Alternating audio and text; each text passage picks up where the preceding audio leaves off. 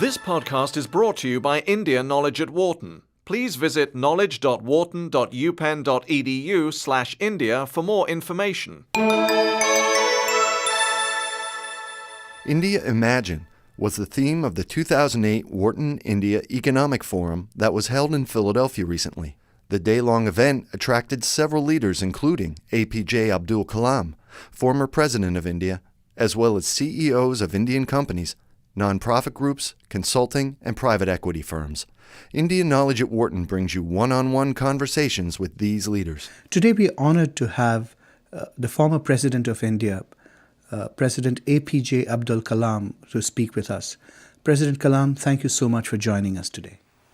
I am happy to be with Wharton, yes. Since our publication is called Knowledge at Wharton, I wonder if you could tell us something about knowledge. Well, I designed a four-line poem-like thing called creativity. I would have made at least 1 million children to repeat it, okay? 1 million children. Repeat, I will say, and they will repeat it. So I am going to say a few words about creativity. Learning gives creativity. Creativity leads to thinking. Thinking provides knowledge. Knowledge makes you great. So I'm very happy. Wharton, you are thinking of knowledge at Wharton. It's a beautiful idea. My greetings to all of you. I wonder if you could start by talking about your past.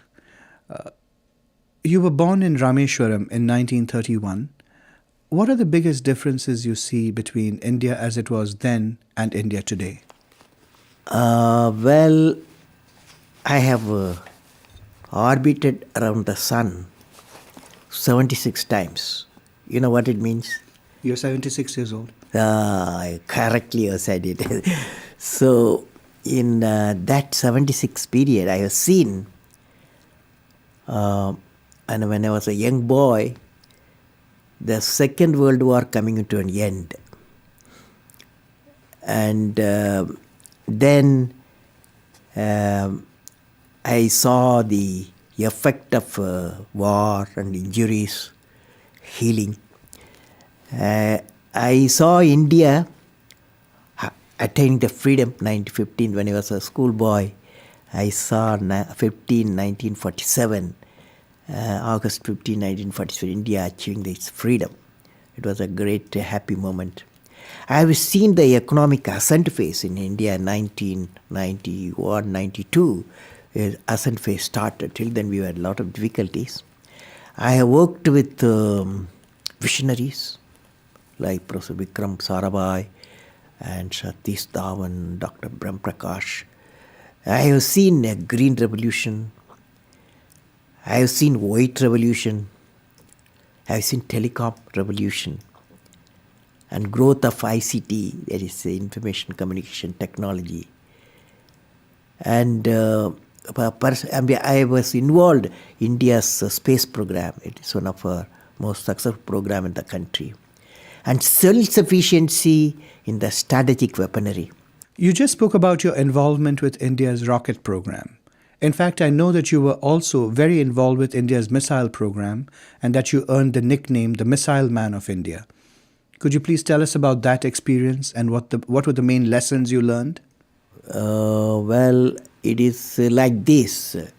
I worked to Indian Space Research Organization for about 20 years.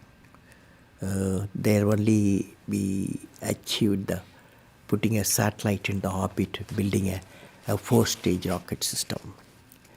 Then I took up the integrated guided missile program with my team. I means the team. And youthful teams fortunately were my team members. And they have worked together, and we have great value addition because the youth power and the program, particularly such a strategic missile program, succeeded. And the most important area is human resource development. So the program are in safe hands now. I learned the one of the important thing in these programs, both space program, missile program, we should know how to handle the, not only how to handle the success, how to handle the failures. Particularly you are in the management environment, Wharton. I want the young people to understand how to manage the failure. Because any task you do, you have to come across problem. Problem should not become the captain of the individual or the project chief. And the project chief should become the captain of the problems and defeat the problem and succeed.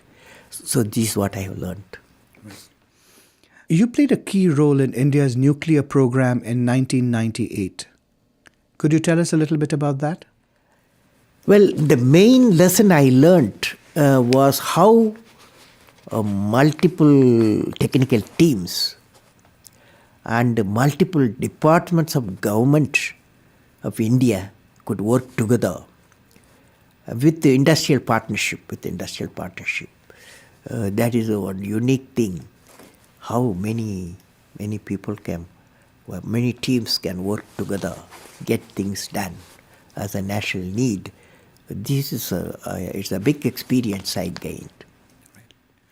You are known to be a deeply spiritual person. Have you ever felt guilty or conflicted about developing nuclear weapons? Why or why not?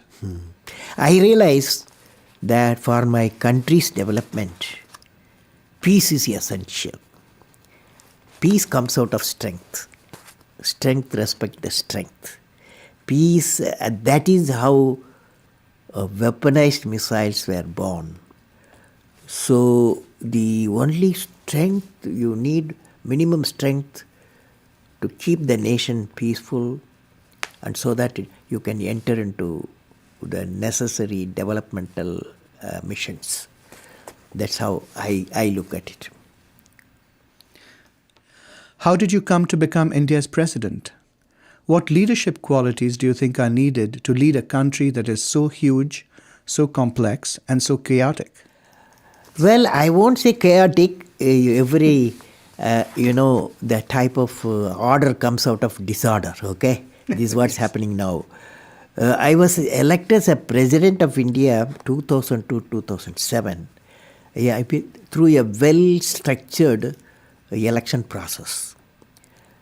Now, the leader, not only to become the president, you need to give any political leadership or technological leadership. You have to have 6 traits one leader should have. And what are the 6 traits? Number 1, leader must have a vision. Without a vision, he will not be a leader, he or she. So leader must have a vision. The second one, leader must be able to travel into an unexplored path. Normally tendency to travel the, well laid out path. But the leader, he takes a path of untraveled path. Third thing, leader must know how to manage success, most importantly the failure. Any mission he does or she does, so he has to go through some failure. They should know how to manage the failures. Could you give us an example from your own experience about managing failure? Well, my own experience like this, 1973, I became the project director for satellite launch vehicle program, SLV-3. It is called, to put a Rohini satellite in the orbit by 1980. When the management structure I was given, money I was given, and then human power I was given, only they said by 1980, you must put the satellite in the orbit, making a rocket. So thousands of people worked for that, say a scientific technical team. So when the time came, 1979, I think it's in August, we launched, I was in the mission director, project director. I was the control center. I was the mission director. We handed over to the computer to do the process of checking the launch vehicle T minus 4 minutes and launch it. After 1 minute, in the computer, checkered computer put a hold. For some reasons, they said a display was there. It said some component is not doing well, control component. My experts told me, I have always behind me 4 or 5 experts will be there. And they quickly calculated in computer. They told me, don't worry, there is a lot of reserve fuel is there. We will succeed. So I bypassed the computer. I went on manual, launched the rocket system. Okay, and it's a 4-stage rocket system. First stage worked beautifully. As soon as the second stage separated, it got into trouble. Instead of satellite going to orbit, the whole rocket system went into Bay of Bengal. Okay, so it was a big failure. So that day, Indian Space Research Organization Chief, Professor Satish Dhawan, there's a press conference. 7 o'clock we launched. 7:45 there's a press conference. The whole world press is there in Sririkota at launch base. So I still remember the chairman of the organization, the leader of the organization, taking the press conference. I was by his side. He said, we have failed. First time we tried to attempted, and this failure really makes us to believe we have to give more technological support to my team, and they worked very hard. Definitely in a year they will succeed. So I was a mission director, I was a project director. I am responsible for the failure. And he took the responsibility of failure as a chairman of the organization, and the leader of the organization. Next year, 1980, July, we succeeded. The whole nation was jubilant. There was a press conference. Professor Satish Dhawan told me, you go and take the press conference. Okay? The message is, when the failure occurred, the leader of the organization owned the failure. When the success came, he gave to his team. That the best management principle I have not learned previously. Any books have not taught me. I learned from that experience. Okay? That's a beautiful story. Thank you very much for sharing that. Next one, 4th point, leader must have courage to take decision. That's our problem today throughout the world.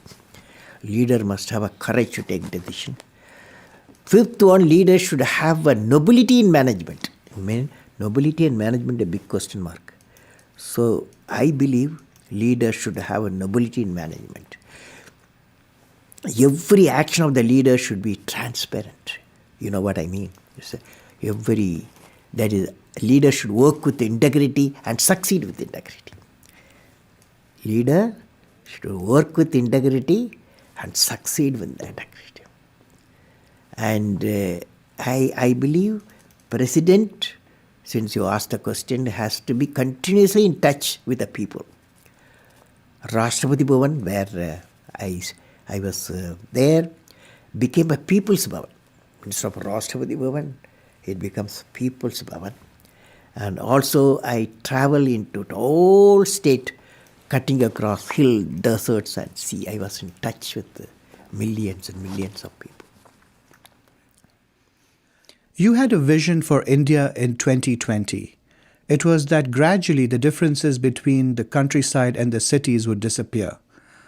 Could you please explain your concept of the Pura and how that leads to this transformation? I am glad you have studied my website, and I have explained the Pura concept in the keynote address. I am going to do it today. Briefly, Pura is about giving a cluster of villages physical, electronic and knowledge connectivity so that the economic connectivity can emerge. We planned about 7,000 Puras for the whole nations, and it called Hill Pura, Coastal Pura, and Plainpura. And this, we believe this system, the Pura system, will bring the economic connectivity. That means employment generation potential increases. And I believe through Pura we are saying, and employment generation capacity, empowering the people for employment is indeed very vital in the rural environment so that prosperity will emerge. You have spoken about the need for India to become energy independent by the year 2030. How would that happen? Today all our fossil fuel dominating the energy sector throughout the world. The World Energy Forum predicts another 5 to 8 decades the fossil fuel will vanish because it is not renewable. So I have given to my country what is called energy independence. It's a three-dimensional approach. Number one, you go for solar power. Now solar power with solar cell efficiency today, 15-20%, is not economical.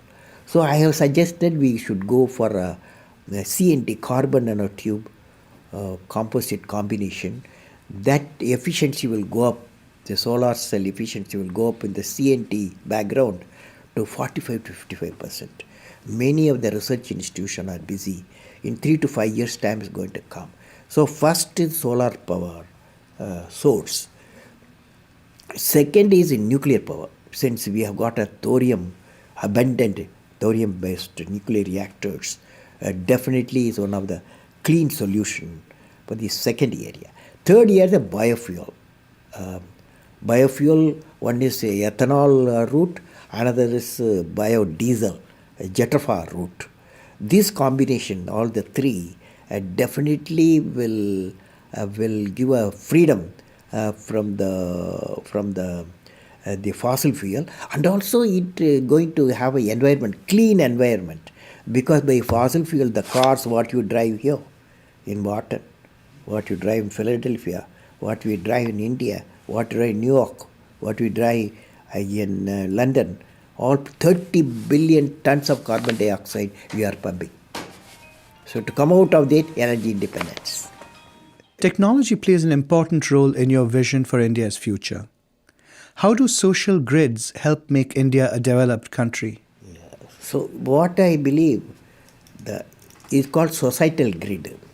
Societal grid has got three grids. One is Pura grid, and the another is e-governance grid, another is health grid. The idea is that knowledge grid empowers the village citizens with skill and knowledge. Health grid brings the super specialty health care available in the city to the doorstep of the rural citizens. E-governance grid, another grid is called e-governance grid, brings transparent governance. Is very important, but transparent governance to the citizen. And also all these four grids, the economic, it will lead to economic growth and societal transformation, because communication in all areas are available. During your years as India's president, what was the biggest leadership challenge you faced, and how did you overcome it? Well, first time I had to return what is called Office of Profit Bill to the Parliament. For the reason I felt there was no transparent system of determining a post as an Office of Profit or not.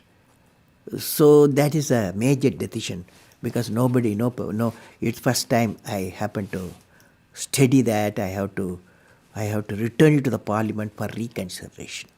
It created its own dynamics in my country, but I felt I had done the right thing there. If you could rewind and replay the years of your presidency, is there anything that you would do differently? Is there anything that you would have liked to do that you weren't able to? Yeah, last year I came up with the idea after finishing my 4 years term, and fifth year term starting at that time, I felt I must completely power the Rashtrapati Bhavan with solar power. And for that, a big proposal also emerged. And but then it created a lot of environmental questions. Rashtrapati Bhavan is a very clean environment with a lot of trees, flowers, and biodiversity centers. So the environmental people, they raised a lot of questions. Before I answer, my term was over. So that's one of the requirements, that Rashtrapati Bhavan should be a first home in the country electrified by solar power. One last question. You are a gifted poet. Could you please recite some lines of your favorite poem for us? I remember the favorite poem is The Vision. The Vision. I recited this poem in my parliament. So I will share with you. The poem goes like that. The name is The Vision.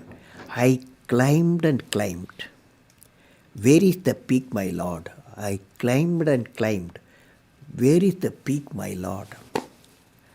I plowed and plowed. Where is the knowledge treasure, my lord? I plowed and plowed. Where is the knowledge treasure, my lord? I sailed and sailed. Where is the island of peace, my lord? I sailed and sailed. Where is the island of peace, my lord? Almighty, bless my nation with vision and sweat resulting into happiness. Thank you very much. It's been an honor speaking with you. Thank you for all the beautiful questions. My greetings to Wharton. For more information, please visit knowledge.wharton.upenn.edu/India.